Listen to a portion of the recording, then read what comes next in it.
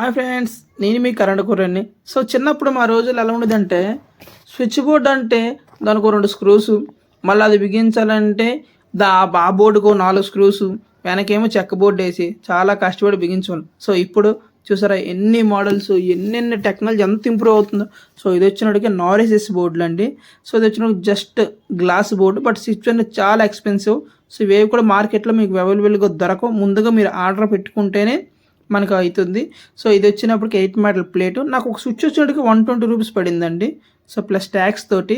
So ఇది వచ్చేటికి 8 మీటర్ల plate. So 2 sockets, 2 switch చేసాం. ఇది టీవీస్ కోసం అండి. సో స్విచ్ బోర్డ్ ప్యాకింగ్ కూడా చాలా నీట్గా ఉంది. సపరేట్ ప్యాకింగ్ అండి, ప్లేట్కి కానీ దాని పైన వచ్చే ప్లేట్కి కానీ. సో ప్యాకింగ్ చాలా బాగా వచ్చింది. స్విచ్ బోర్డ్ ప్యాకింగ్ కూడా బాగుంది. స్విచ్ బోర్డ్స్ కూడా పర్ఫార్మెన్స్ కూడా చాలా బాగుంది. వీటికి మాత్రం లూపింగ్కి మాత్రం మీరు 1.5 యూజ్ చేయండి. సో అది కంపెనీ సజెషన్. సో తర్వాత అది మీ ఇష్టం.